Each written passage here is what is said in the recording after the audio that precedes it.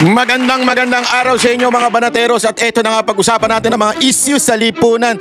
Grabe ho, at talagang mainit na mainit po ang mga nangyayari sa ating bayan dahil nga po dito sa ating mga politikong atat na atat sa pera.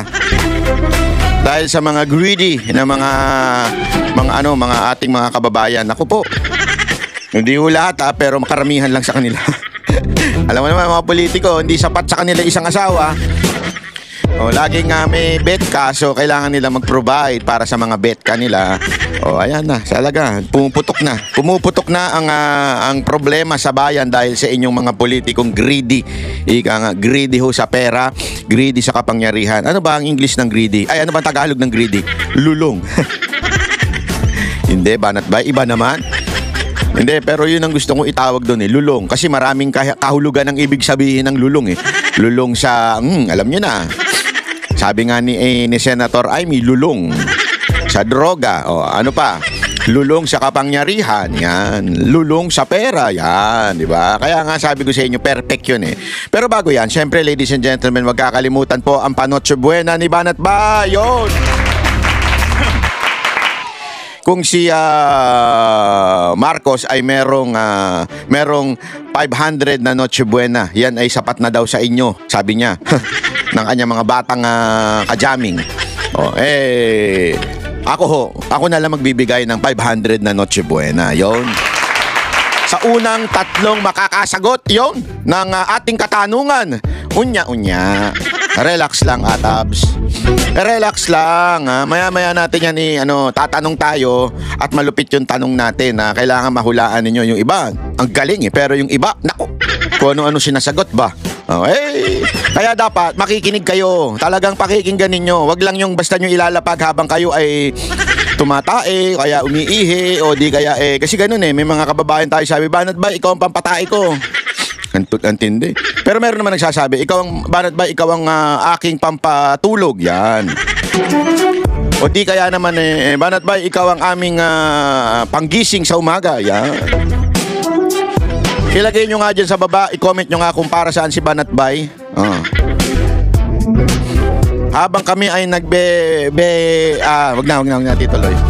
Si Banat Bay ang pinapanggingan. Naku po, delicate yan pagka ganun ang ginagawa ninyo. Baka mamaya yung jowa ninyo, baka yung jowa ninyo hindi na kayong kagustuhan. Naku po, patay tayo dyan, Kaya kailangan easy anyway, eto na nga, pag-usapan na ho natin ang mainit na issue. Kasi isa sa pinakamainit na issue, mga kababayan, yung sinabi na eto daw si Sandro Marcos. Naku po, may pinakamaraming insertion. Grabe. Pero bago po mangyari ang mga ganyang klaseng usapan, ulitin lang po natin mga kababayan, baka naman pwede mag-subscribe na po kayo kasi sa mga nanonood, 52% hindi nakasubscribe. Pero alam nyo nakita ko yung statistics medyo umaangat na po ito. Marami na po ang nanonood na nakasubscribe. Pero kung maaari pa, yung iba pa, yung remaining na nanonood, baka naman pwede tayo mag-subscribe. Okay. Ito na nga, pag-usapan na po natin yung bata pa lang, buha ka ng ina na kagad, Grabe, bata pa lang talagang mana sa lolo't sa tatay. Pambihirang buhay, delicate siyang ganyan. Bata. Anong bata? Atabs, yun. Delikado yung mga ganyan mong galawan. Bata ka pa lang, pero sira na kagad ang political career mo. Delicate yan. Naku, eto nga, yan ang lumalabas sa balita ngayon. Alam mo, nakakapagtaka lang nung si Saldico ang nagsalita dyan. Di ba? Naalala ninyo? Yung mga pink tae, yung mga kakampuet, at saka yung mga NPA na makakaliwa, medyo duda kay Saldico. Di ba? Na sinasabi niya na etong si Sandro ay may sariling insertion. Nagduda sila dun Parang hindi kami papayag dyan. Anything that would implicate Marcos, itong mga kakampuet at saka itong mga NPA na makakaliwa, ayaw nila kasi nga, dahil nga ayaw nila si VP Sara Duterte. Labo nila, Ang gulo nilang kausap, pero iyan na ngayon na lumalabas sa balita. Naku, patay tayo dyan. Ito, pakinggan, May mala pork barrel umanong sistema sa mga proyekto ng DPWH at ayon sa report ng PCIJ, isa si Congressman Sandro Marcos sa may pinakamalaking parte. Sagot naman ng Malacanang, handang magpa-lifestyle check. Ayan yung allocation. Naku po. Yan ang bagong pangalan ng pork barrel. Tandaan niyo, di ba? Sabi ng Supreme Court, ang pork barrel ay illegal. Tapos pinalitan nila na kung ano-anong pangalan, DAP, PDAP, insertion, ngayon, allocation na. Grabe. Presidential Sun. Live mula sa TV5 Media Center, nangunguna sa balita si News 5 Palace Correspondent Maricel Alili. Maricel, una sa lahat, ano ba itong mala pork barrel scheme na tinutukoy ng PCIJ? Di ba't nung pandineklarang illegal ng Supreme Court ang pork barrel? Yun nga, Jiggy, gaya nga ng sinabi mo, base doon sa PCIJ report, tinagurian nila na pork barrel king itong si Representative Sandro Marcos. Ang sinasabi kasi nila, pinakamalaking bulto doon sa allocable funds ng DPWH yung napunta sa kanya. Halos 16 billion pesos daw yung nauwi sa kanyang distrito. Hiningan natin ng reaksyon ng Malacanang tungkol dito, pero malinaw ang sinabi ni Palace Press Officer Undersecretary Claire Castro na hindi siya pwedeng magsalita on behalf of the Presidential Son. Pero ang malinaw dito, wala naman daw exempted pagdating doon sa usapin ng lifestyle check. So, ang sabi ni Jose Castro, kung kinakailangan na isailalim sa lifestyle check si Representative Sandro at ang kanyang pamilya, pwede raw itong mangyari dahil hindi nga nagbibigay ng exemption si Pangulong Bongbong Marcos. Nauna na rin naman daw na binanggit ni Representative Ready sa lifestyle check. Pero hindi ready sa hair follicle test. Alam niyo kung bakit? Hindi, para lamang po sa kaalaman ninyo. Kasi yung lifestyle check, madali naman itago ang pera eh. Madaling itago ang kayamanan, madaling susanay na sila dyan. Nakaalala ninyo? Alam na nila, kasabi nga nila, yung mga nagloko daw ng mga kalalakihan, kung dati nahuli nyo yung mga boyfriend ninyo, tapos biglang nagbago kuno. Ang sabi nila, hindi nagbago yan.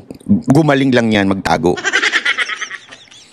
Oh, alam mo, ganun din ang nakikita ko dito eh. Ganun din ang nakikita ko dito. Mamagaling lang sila magtago. Kayang-kaya na nila itago yan kasi nangyari na nga sa kanila yan, di ba? Nangyari na yan eh. Oh. So magaling na sila ngayon magtago. Alam na nila kung anong next step, kung anong gagawin para hindi ma-sequester yung kanilang mga kayamanan. Na tulad nung nangyari nung after the Marcos Sr. incident, di ba? So, ang tanong, kung ready pala sila dyan, bakit di sila ready sa hair follicle test? Oh, kasi nga, yun, hindi matatago. Yun. Nasa DNA na yun, hindi na mawawala yun. Kaya nga, ewan ko. I mean, kung ito kasi sinasabi nila, we will not, hindi kami papatol dyan sa ganyang klaseng mga hamon, di ba? Bakit itong lifestyle check, payag kayo sa hamon na to? Pero doon sa drug test, di kayo payag. Oh, di ba? Be consistent.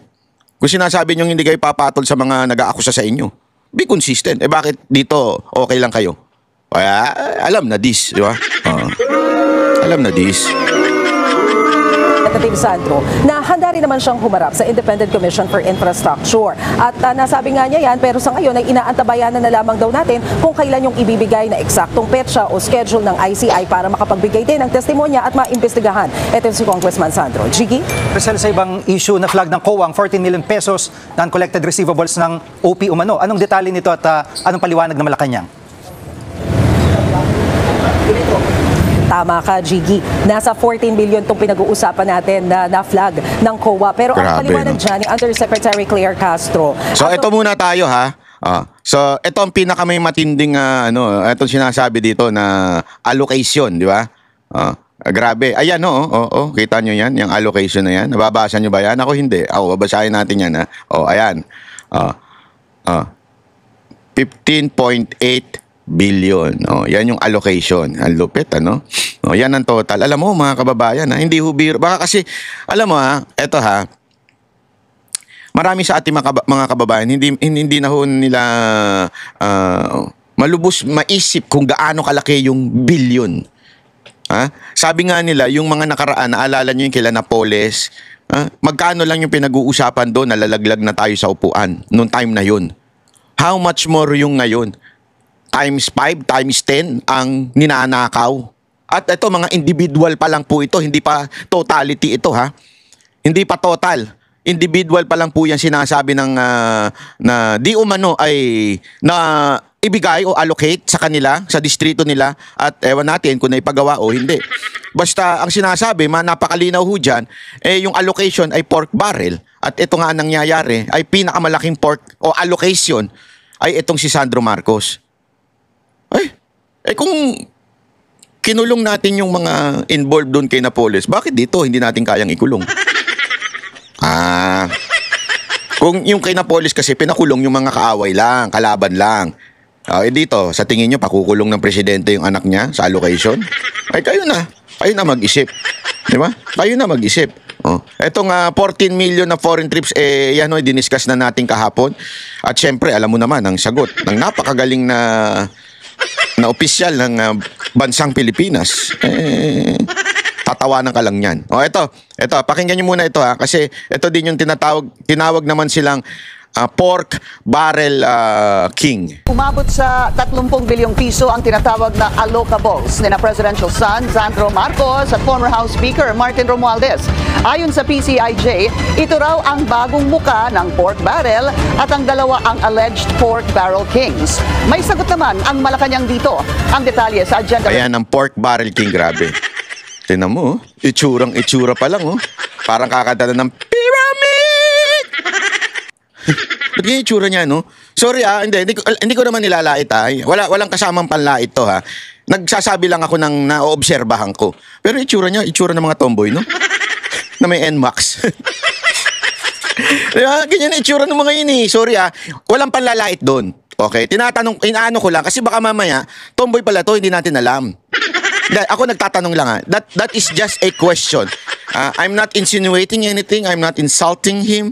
Para lang tama yung ko. Baka mamaya kasi tama lang yung ko, yung bagang pag-address ko sa kanya, 'di ba? Kasi baka magalit 'yan pag tinawag kong boy o di ba? Hindi natin alam. Kaya nga ako nagtatanong lang pareho ba tayo ng obserbasyon? Tatanong ko lang yung mga audience natin na nanonood. Pareho ba tayo ng obserbasyon na parang mukhang tomboy si Sandro? Ako nagtatanong lang Eto tanong lang. Seryosong tanong ito Seryoso ito. Kasi baka mamaya may mali lang sa pananaw ko pagtingin ko. Diba? Report ni Ivy Reyes. May tiwala ang Pangulo sa anak niyang si House Majority Leader Sandro Marcos na kaya nitong tugunan ang mga kwestiyon laban sa kanyang allocable projects sa 1st District ng Ilocos Norte.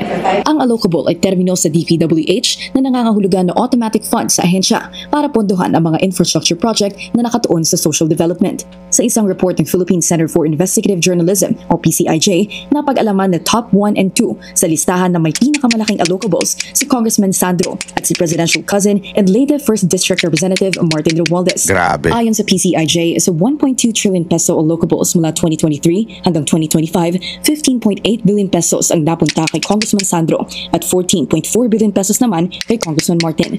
Alam naman po ng Pangulo. Nako, ayun na naman siya. Kasalanan ni Duterte kung bakit malaking allocation nila. Sigurado tayo dyan, kasalanan ni Duterte yan.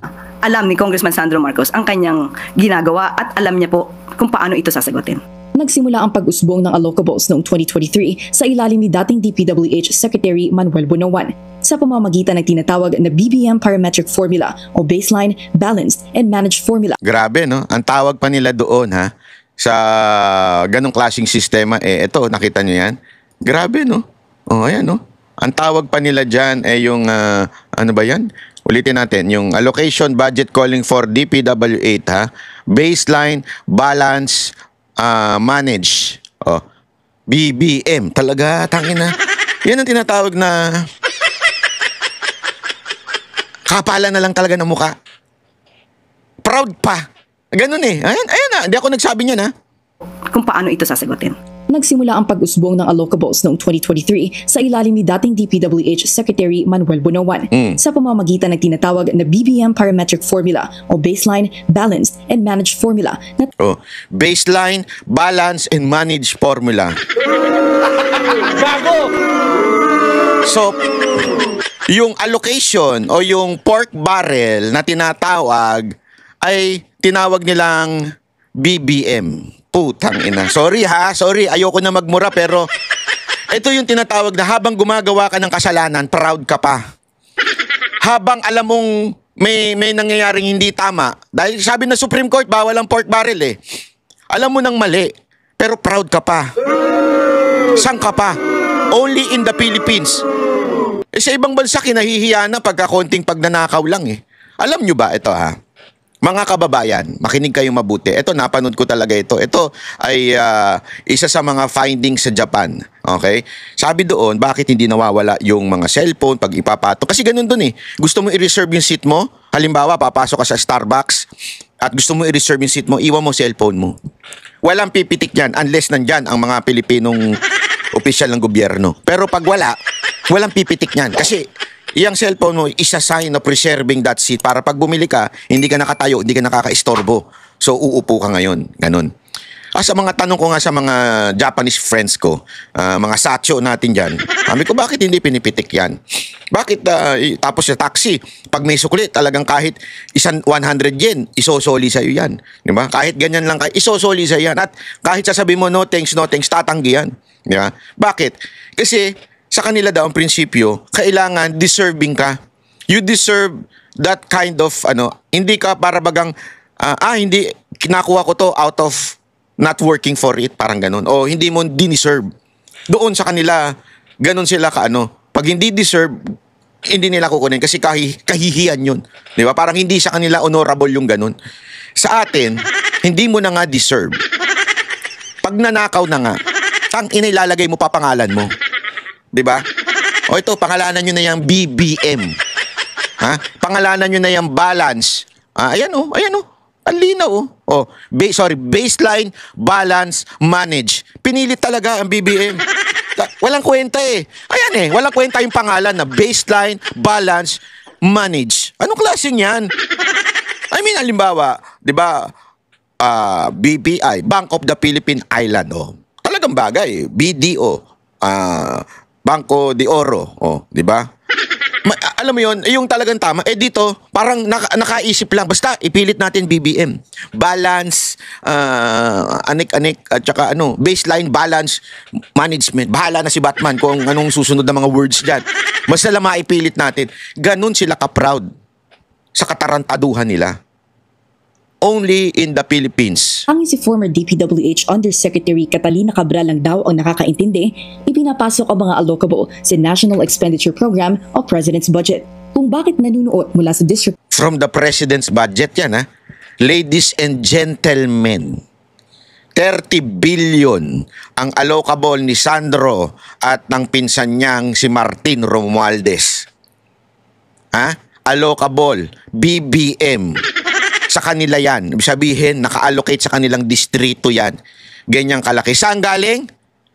Saan galing? Sa Senado ba? Hindi. Saan galing? Sa Office of the President mismo. Tapos sasabihin nila, walang kinalaman si Marcos. Gago! Ang linaw pa sa mas malinaw. Ayo. ICI.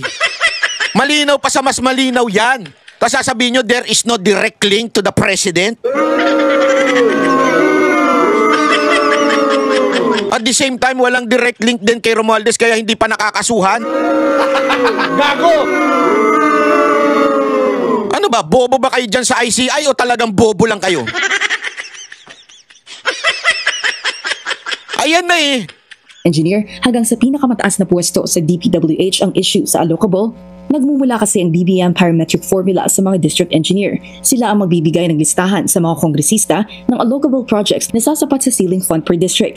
Mamimili ngayon ang kongresista kung ano-anong proyekto ang maisasama sa pinal na listahan ng kanyang allocable. Pagkatapos, nasa kamay na ni former Yusek Cabral ang bola kung magkano at anong projects ang i-endorse ng DPWH at ng Budget Department. Ayon yan kay dating DPWH Yusek Roberto Bernardo na hindi rin daw alam kung paano nangyayari ang computation ng allocable.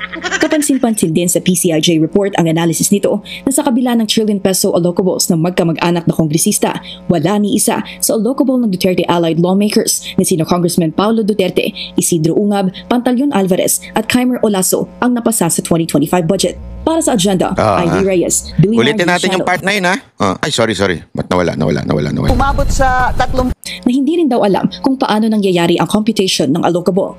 Kapansin-pansin din sa PCIJ report ang analysis nito na sa kabila ng trillion peso allocables ng magkamag-anak na kongresista, wala ni isa sa allocable ng Duterte allied lawmakers na sina Congressman Paulo Duterte, Isidro Ungab, Pantaleon Alvarez at Kaimer Olaso ang Alam mo, mga kababayan, kahit anong paglilihis gawin ng gobernong ito, kasi hanggang ikaw ay nandun sa katotohanan, mananaig ka mananalo ka. Ayan ang advice ko yan. Kaya din ang advice ng aking tatay palagian. Just stick to the truth and you would succeed sa lahat ng bagay. Especially in vlogging. Just stay on the truth. Doon ka lang sa totoo. Hindi ka magkakamali. Kasi alam mo, kaming magkapatid, ina-advise kami palagi ng aking tatay. At alam naman ng tatay namin na hindi kami kasindunong niya. Kasi abogado tatay ko, magaling talaga yan. Trial lawyer yan, corporate lawyer yan. Kabisado niya pasikot-sikot, kaliwa kanan. Isa lang ang advice niya sa amin. Kasi kami, pinilit niya kami nung mag-abogado. Ako naman si Banatbay, ang hilig ko kumanta. Ang hilig ko magtambol. Alam mo yung tambol? Kaya ako nag-aral ng sa College of Music sa UP Diliman. Oh. Panis, Brad, panis. Diba? Musikero ko, musisan ako, Brad. Oh. Tapos si Utol, nag-Sanbeda, yun. Yan ang isa sa pinakamalupit na pag-aaral ng law. Nag-law rin naman siya, kaya lang, bandang 2 years to 3 years, nagloko-loko na. Ayun, nagmahal, umibig, nagkaloko-loko, debiro binuking, ano? Huwag niya sasabihin. Basta ganun. Tumigil siya. Anyway, in other words, hindi namin naabot yung naabot ng aming tatay. Di ba? Pagdating sa talino, pagdating sa accomplishment sa school. Pero ngunit dapat subalit. Ang sabi lang niya sa amin, isang advice lang, stick to the truth. Panghawakan niyo yung katotohanan and the rest, alam mo yun, matututunan mo na. Huwag kang magsinungaling.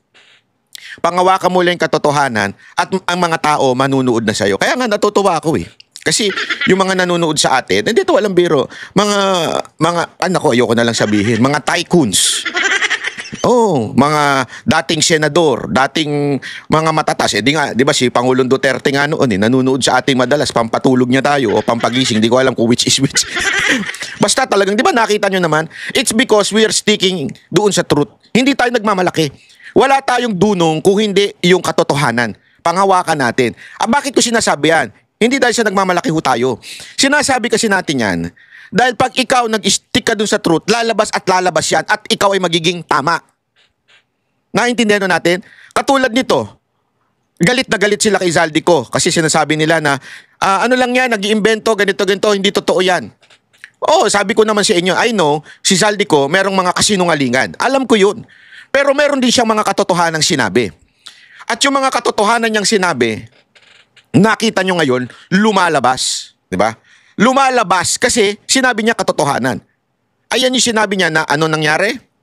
Eto, alinaw-linaw. Allocation ni Sandro Marcos at ni Martin Romualdez. Lumabas sa pag-aaral nitong PCIJ na ito. Doon pa lang At eto pa. Kahit anong pang-divert ng administrasyon na to sa mga issue, lalabas at lalabas ang katotohanan. Isang diversion nila ngayon ay itong video ni VP Sara Duterte na kung saan sinabi niya na yung highest rating ng COA. Alam mo anong ginawa ng mga mainstream media? Binaboy nila yung mga comment ng COA, hinanapan ng butas at kung ano-anong akusasyon at kahit po yung mga vlogger nila na mga bobo at tatanga-tanga ay yan ang kinarga. Ang problema, pagkasinungalingan, mabubuking at mabubuking. Pagkatotohanan, mananatiling katotohanan. Halimbawa na lang yung bayot ng Canada. Yung bayot ng Canada na ang tapang-tapang na manghamon sa banateros pero yung utak niya sukdulang kabobohan. Ang tapang-tapang na maghamon pero ayaw naman pumunta dito sa Pilipinas panagutan ang kanyang mga sinasabi. Puro fake news. Sabi ko nga walang problema kung gusto mo ng debate. Basta dito ka sa Pilipinas para lahat ng sasabihin mo, you will be accountable to what you going to say. Ang dami nga nagsasabi na wag ko na daw ito patulan. Hindi pwede. Kaya natin ito pinapatulan dahil para yung kanyang kabobohan ay sumagad. Kasi marami na tayong pinatulan. Halimbawa yung kabobohan ni Sangkay noon sa Talano Gold. Di ba? Ngayon, meron na namang isang bobo na nagpapakalat ng kung ano-anong fake news sa KOJC, fake news sa Iglesia ni Cristo na out of line na. Fake news. Eto na naman, nagpakalat na naman siya ng kabobohan. Buti na lang, merong isang vlogger na doon pa lang sa kanya, tablado na siya. Pakinggan nyo ito Wag ko kayong tatawa kasi nakakahawa yung tawa nito Naku po, bayot. Ito yung si Jesus na bumabanat dun sa bayot. Ha? At ito kasi yung sinabi ni Bayot. Ayan, bumili ng motorcycle na 1.2 and 300 each CCTV. Ha? 300,000 ayan. Tsaka 1.2. Ano daw yung 1.2? Harley Davidson daw ba yun? Nagmagaling pa ang ano. Wala na atang Harley Davidson na 1.2 ngayon. Siguro kasi yung mga maliliit ng Harley Davidson, alam ko hindi na binibenta yung mga 750 nila eh. Nagmagaling pa, bobo naman. Pero at the same time, mali pa rin yung intindi niya. Ang bobo ang puta. Nakita niya na motor vehicles. Ang kanyang pagkaintindi motor. Ang bobo mo. Motor vehicle. Kaya itindi daw niya, motorcycle. Kingina mo. Nagmamagaling ang puta. Nabasa niya, motor vehicles. Ang pagkaintindi niya, motor. Bisaya ka dong. Hoy!